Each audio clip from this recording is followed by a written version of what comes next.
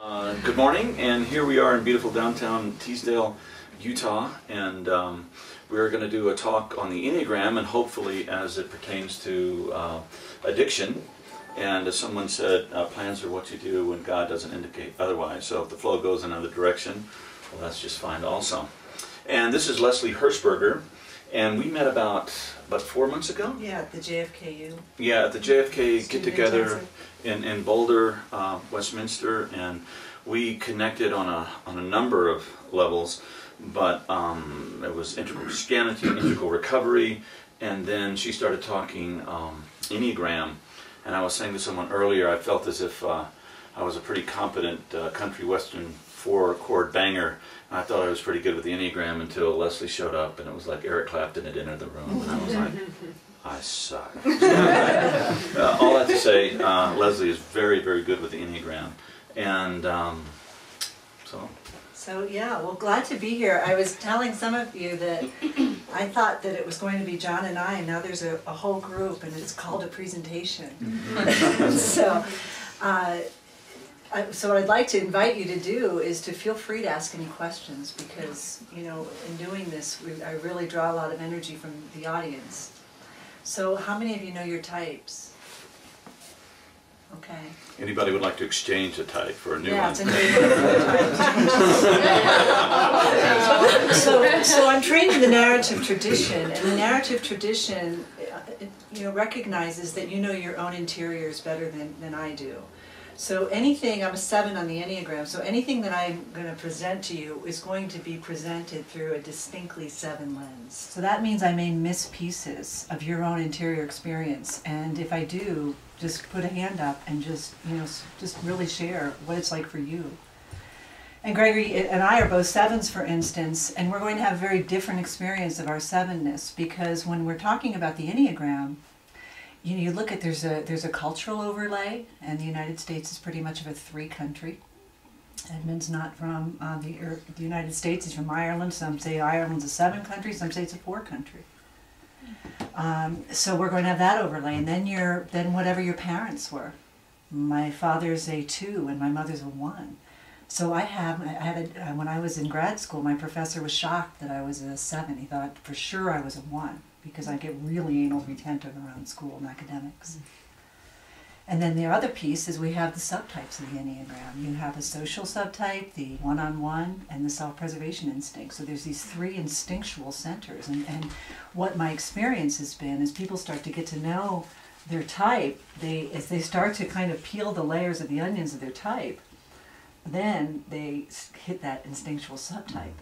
And I was sharing with some people last night, when I realized my instinctual subtype, I had the same kind of experience that I had when I found out I was a 7, which was kind of cold sweats. Like, oh no. I can't believe this, somebody's inside of me, I'm so embarrassed, I just felt so exposed, I felt really vulnerable.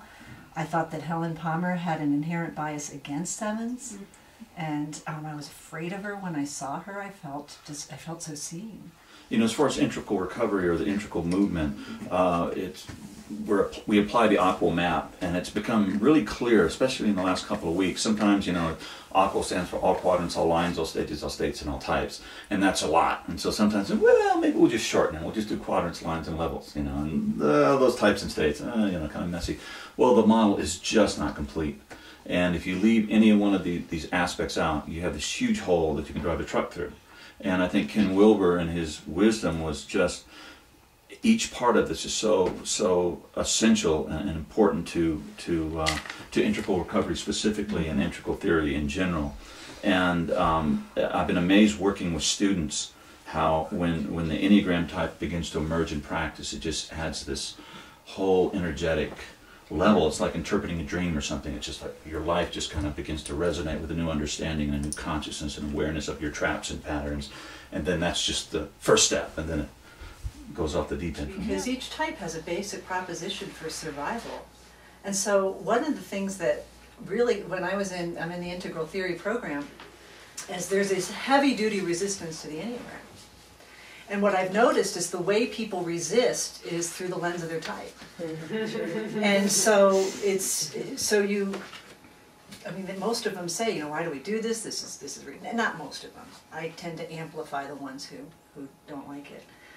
But it's this, and you know, the 4 will be saying, you know, I'm unique, and you know, not like everybody else, nobody can put me in a box. You know what? She's right.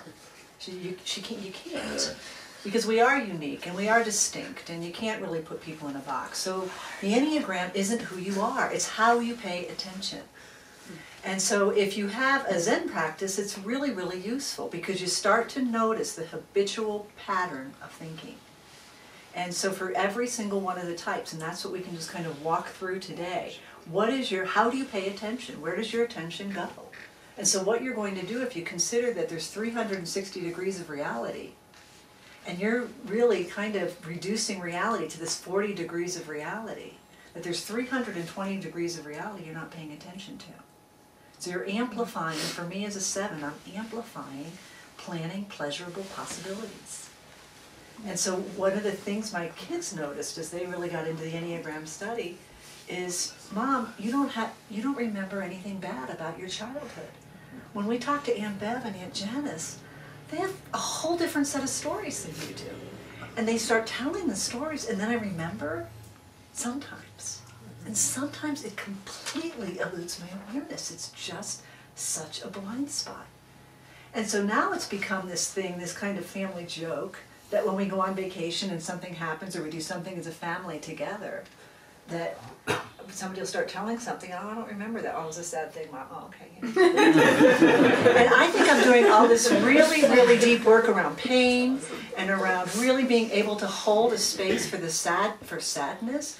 And what I started to notice when I first got into the Enneagram study in the panel work with Helen Palmer and David Daniels is they would interview me, and it felt so good to release that pain. It just felt so good. And then guess what happened? I became a glutton for pain.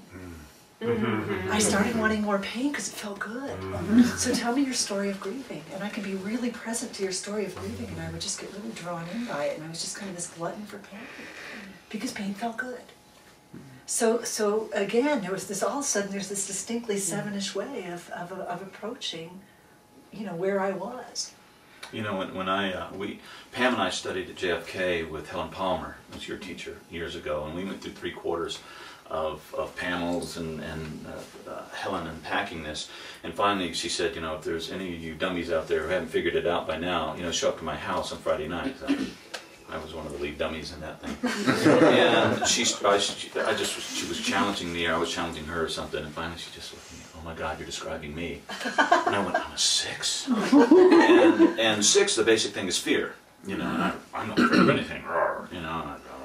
So years later, as I started deepening my own practice, going down into my stuff, I became, oh my God, I'm scared of everything.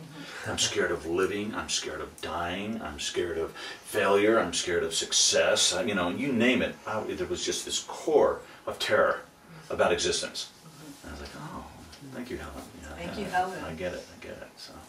Yeah, she's done that to a number of people. And and when I'm in working with a client or students or something like that, a lot of people don't know their type. And I was just telling some people downstairs, and some people will come up to me and say they're an 8 or something like that, and you can feel they're probably not an 8. So, but maybe they need to try that out for a while, or maybe Mom or Dad was an 8, or somebody was an 8, or you know, whatever, and they can just kind of play. And so as you get to know it, when you first learn it, you will probably do the Enneagram abuse where you're typing everybody, and then you're analyzing them, and then you start realizing people don't want to sit with you at parties.